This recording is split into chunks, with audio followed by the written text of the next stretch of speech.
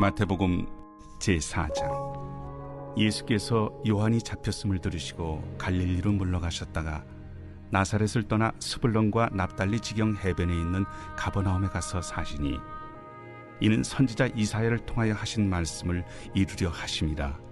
일러스되 스불론 땅과 납달리 땅과 요단강 저편 해변길과 이방의 갈릴리여, 흑암에 앉은 백성이 큰 빛을 보았고 사망의 땅과 그늘에 앉은 자들에게 빛이 비치었도다.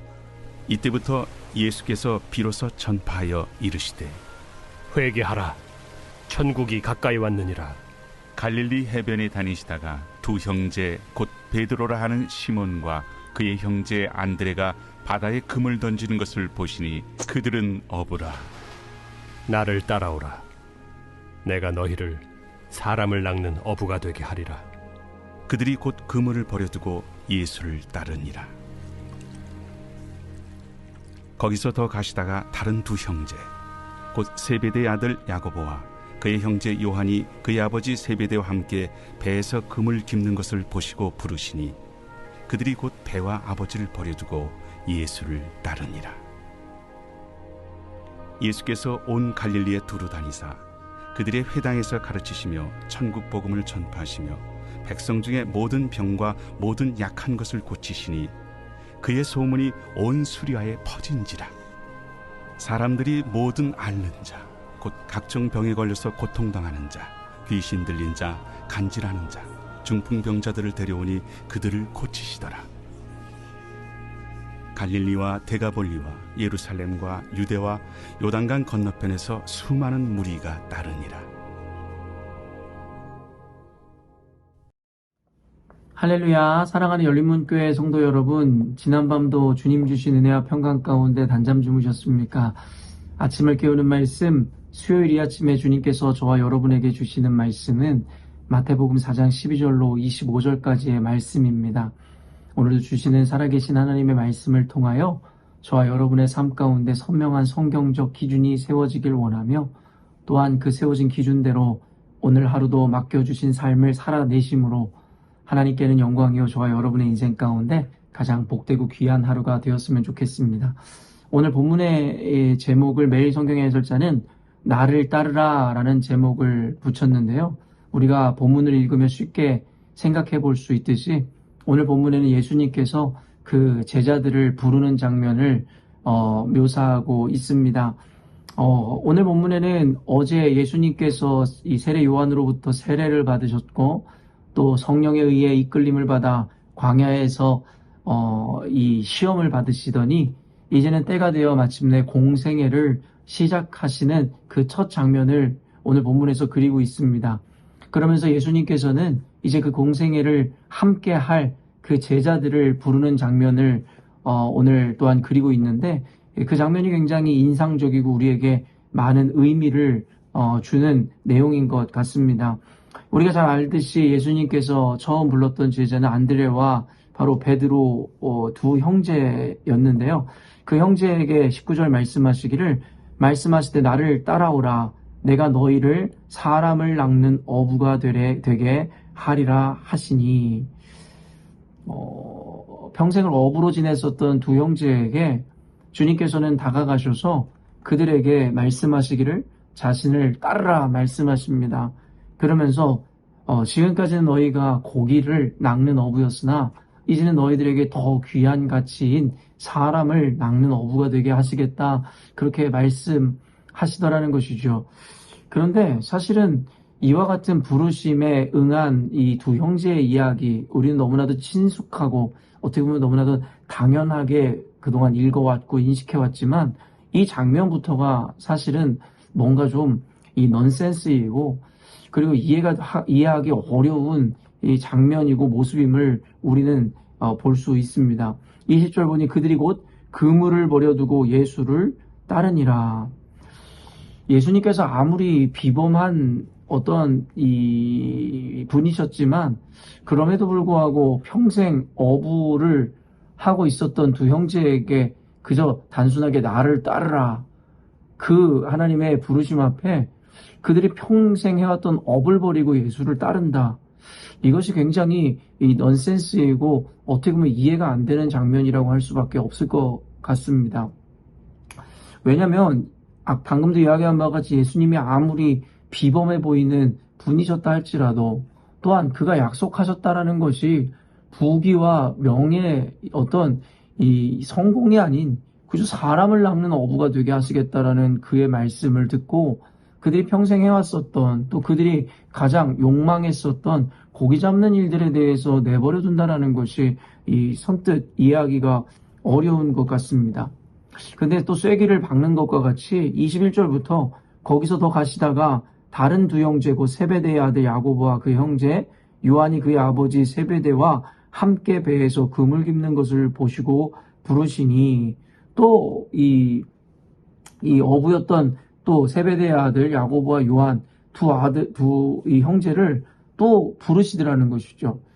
그때 22절에 뭐라고 이야기하냐면 그들이 곧 배와 아버지를 버려두고 예수를 따르니라. 여러분 이번에는 조금 더 이 구체적인 어떤 묘사들이 나오는데요. 그들이 곧 배와 아까는 이 그물을 버려두었다라는 것과 어떻게 보면 맥을 같이 하는 것 같은데 배를 이 두고라는 이야기 결국엔 그들의 삶의 그 평생을 투자했었던 일을 버렸다라는 것과 함께 어부에게 있어서 배와 그물이 의미하는 바가 무엇이겠습니까? 어떻게 보면 그들의 성공과 그들이 지향해오던 모든 삶을 내버려 두었음을 의미하더라는 것입니다.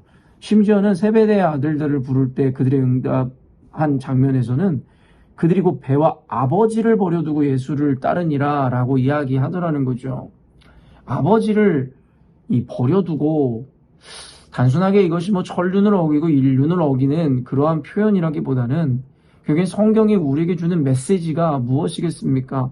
지난 주일에도 여러분에게 설교하였듯이 결국엔 가족이라는 의미는 하나님께서 저와 여러분에게 주신 이 최고의 가치이고 선물이고 축복임은 분명하지만 하나님이라는 절대 가치 앞에 비교의 대상이 될 수는 결코 없음에 대해서 이야기하였습니다. 어쩌면 비교할 수 없는 예수라는 최고의 가치 앞에 결국에는 아버지를 버려두었다라는 이야기는 결국에는 단순히 성공과 명예와 자신들이 지향해왔던 삶을 내버려둘 뿐만 아니라 그들이 가장 소중히 여기는 그 가족을 버려두고서도 주님을 따랐다라는 의미로 받아들일 수가 있어야 된다라는 것이죠. 그리고 결국에는 23절부터 쭉 이어지는 이야기들을 보니 예수께서 온 갈릴리에 두루 다니사 그들의 회당에서 가르치시며 천국 복음을 전파하시며 백성 중에 모든 병과 모든 약한 것을 고치시니 그러면서 그 뒤에 결국에는 그 병든 자들을 어떤 자들이었는지에 대한 이 묘사들이 나오고 있습니다. 결국에 예수님께서 제자들에게 말씀하셨듯이 결국에 사람 낚는 어부가 되게 하리라. 사람을 얻고 사람을 구하는 어부가 되리라 하셨던 말씀을 곧 이어 바로 이루어 주시는 것을 보게 됩니다. 우리는 이 이후에 마태복음의 이야기들, 예수님의 공생의 사역 기간 동안에 있었던 이야기들을 너무나 잘 알고 있죠. 결국에는 예수님의 약속대로 사람들을 그 죽음에서 이 병에서 건지시고 살리시는 것을 보았으며 단순히 육신으로부터의 구원이 아니라 결국엔 더 나아가 그들에게 영원한 생명, 바로 그 구원의 은혜를 베푸는 것을 우리는 너무나도 잘 알고 있습니다. 결국에 예수님께서는 제자들에게 약속하셨던 사람을 낚는 어부로서의 그 삶에 대한 그것을 성취하셨다라고도 할 수 있겠죠. 그러나 이 내러티브를 보면 또 그 위에 이어지는 것을 보면 알겠지만 결국에는 예수님께서 그들을 부르시면서 그들에게 이 보장 그리고 보증해 주셨던 것은 부와 명예와 성공 그리고 인생이 원하고 추구하고 욕망하는 가치들이 결코 아니었음을 우리는 보게 됩니다.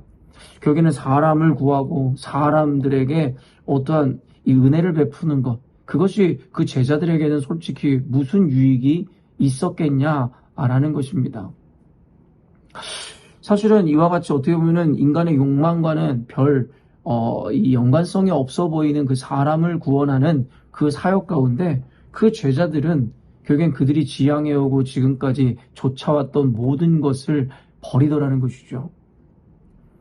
이를 통해서 하나님께서 오늘날의 교회와 그리스도인들에게 요청하는 삶, 그리고 우리가 그리스도인이 되었다라는 것이 어떤 의미를 갖는 것인지에 대해서 우리들에게 분명히 이야기함이라 믿습니다.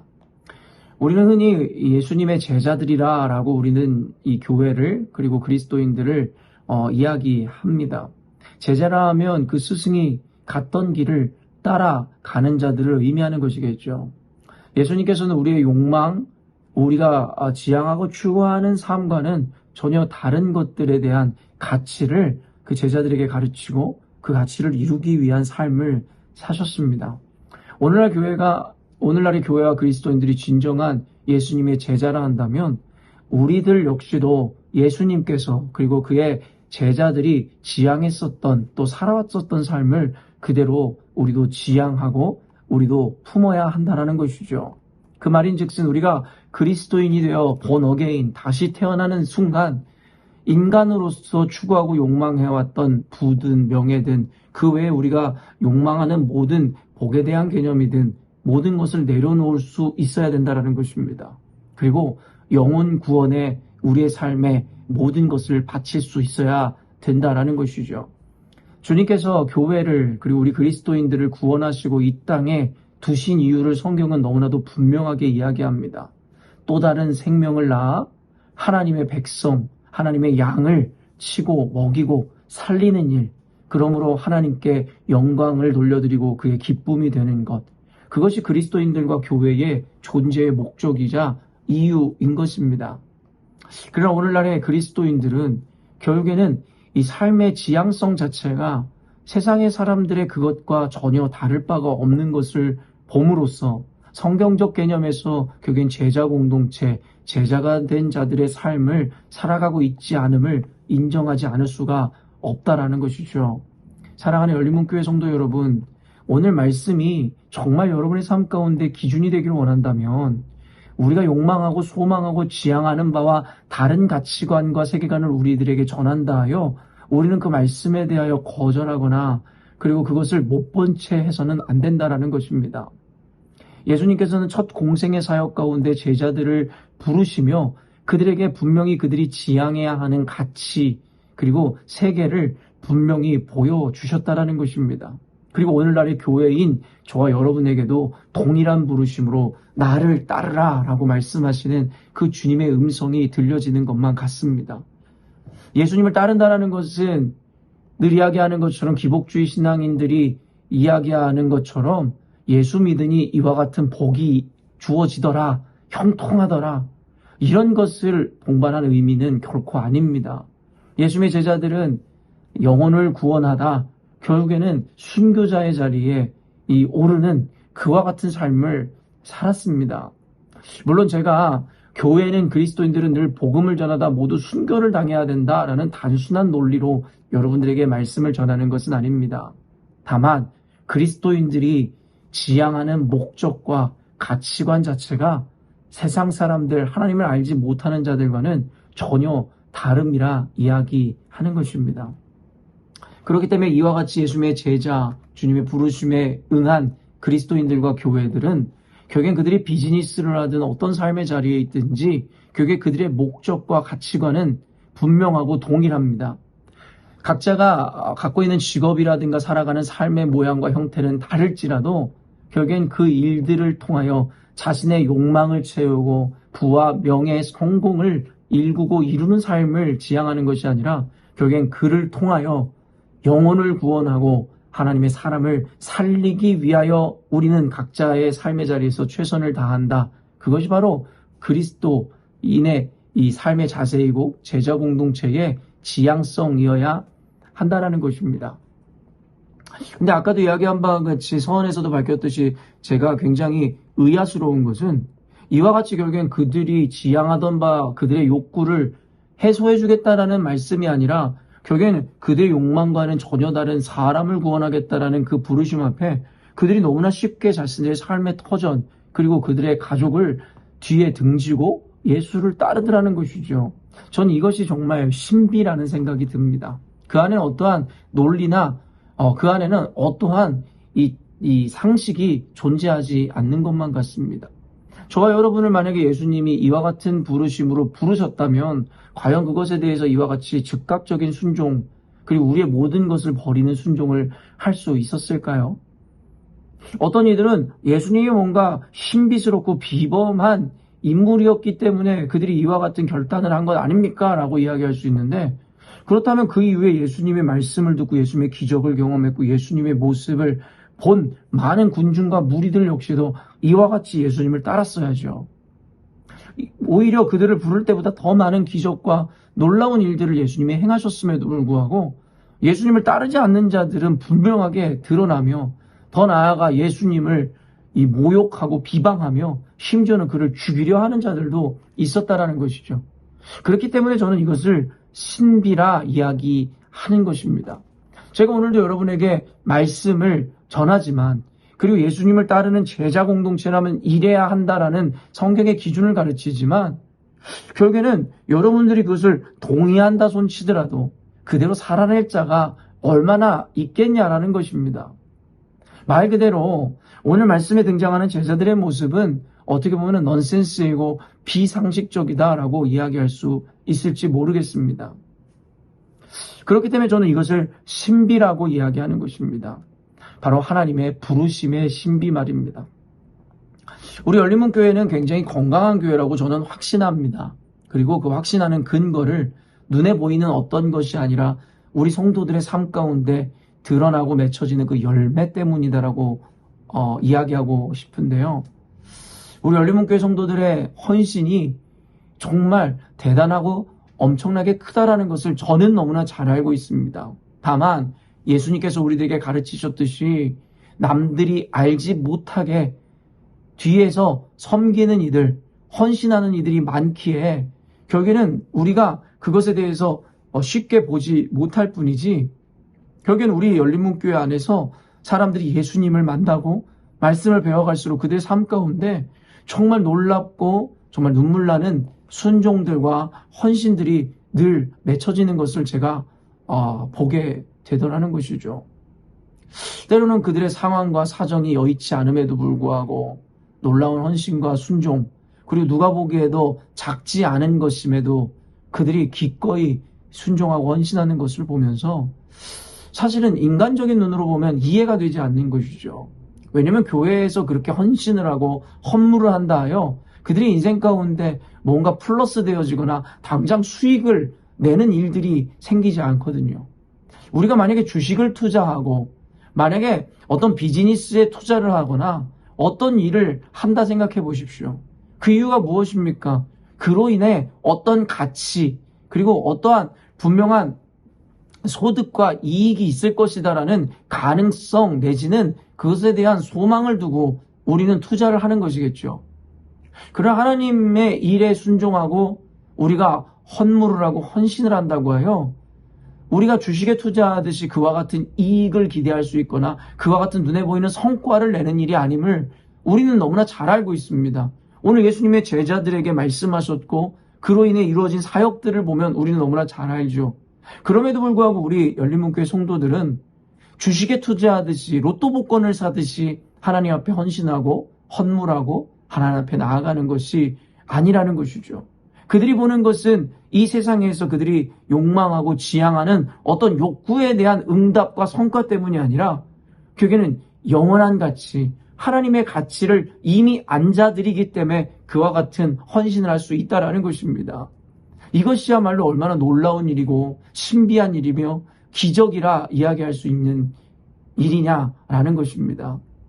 사랑하는 열린문교회 성도 여러분, 이것이 바로 우리 열린문교회를, 그리고 저와 여러분을 하나님이 부르시고 택하셨다라는 증거입니다.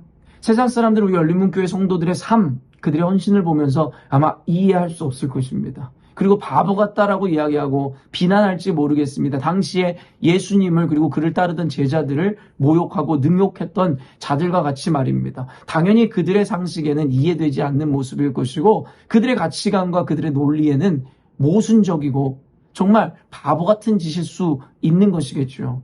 그러나 하나님을 만나 예수님의 제자가 된 우리에게는 그들이 볼 수 없는 진정한 가치를 볼 수 있는 눈이 허락되었다라는 것입니다.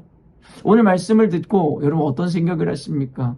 우리가 주님 앞에 이와 같이 바보 같은 그리스도인, 세상 사람들의 눈으로 보기에는 바보 같은 헌신자, 제자, 그리스도인이 됐다라는 것, 그들에게는 수치인지 모르겠으나 우리에겐 도리어 영광임이라 이야기할 수 있을 것 같습니다. 오늘도 저와 여러분이 바보 같은 그리스도인으로서 세상의 흐름과 세상의 가치관과는 다르게 하나님 앞에 헌신하고 영혼을 구원하기 위해서 오늘도 부단히 노력하고 살아가는 삶이라면 결국에는 하나님께서 우리를 사랑하시고 우리를 택하시고 우리를 부르셨다라는 또 다른 의미에서의 증거가 아닐까 싶습니다.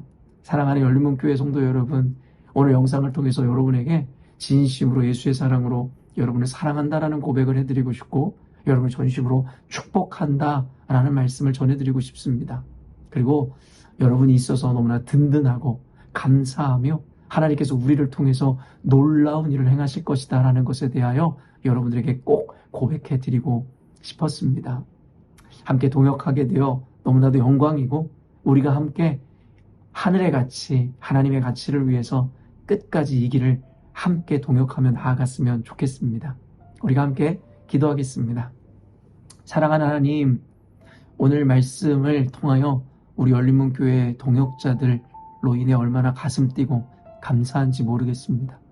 세상의 가치관과 세계관으로 볼 때 너무나도 바보 같은 자들일지 모르겠으나 하나님께서는 이와 같은 우리를 보며 얼마나 기뻐하실지. 아니, 우리는 세상의 가치를 쫓거나 세상의 가치를 보는 자들이 아니라 하나님의 가치, 예수의 가치를 보는 이들인 줄로 믿습니다. 같은 예수님을 보면서도 누군가는 삶을 등지고 예수를 따랐는데 어떤 이들은 그런 예수를 십자가에 못 박은 일을 우리는 기억합니다. 이 영상을 보는 우리 그리스도인들과 우리 교회가 예수를 못 박는 자의 자리에 서는 것이 아니라 예수를 따르는 자의 제자의 자리에 서게 하심에 또한 하나님께 감사드립니다. 남이 보지 못하는 것을 보게 하셨고 남이 가지 않는 길을 걷게 하신 하나님을 찬양합니다. 가는 길이 때로는 고되고 힘들고 때로는 내가 뭐 하는 짓인가 라는 의심과 유혹이 내 안에 스며들 때라도 하나님 믿음의 동역자요 가족이며 형제자매인 우리 서로가 서로를 격려하고 용기를 북돋아 줌으로 주님이 명하신 그 길을 끝까지 완주하는 우리 모두가 되게 하여 주옵소서. 하나님, 우리 열린문교회 성도들을 다시 한번 축복하며 우리로 하여금 영원한 가치에 늘 시선을 고정할 수 있도록 주께서 우리를 축복하시고 우리에게 더욱더 큰 은혜를 베풀어 주시기를 간절히 소망합니다. 감사드리며 거룩하신 예수님의 이름으로 기도합니다. 아멘. 사랑하는 열린문교회 성도 여러분, 오늘도 주님께서 허락하시는 가장 복되고 귀한 하루를 맞이하게 되었습니다. 영원한 하늘의 가치를 아는 자들로서 오늘도 세상의 풍조를 따르지 않고 주의 말씀을 기준하여 오늘도 살아내심으로 하나님이 가장 기뻐하시는 오늘 하루를 살아내셨으면 좋겠습니다. 아침을 깨우는 말씀은 내일 아침에 또 만나도록 하겠습니다.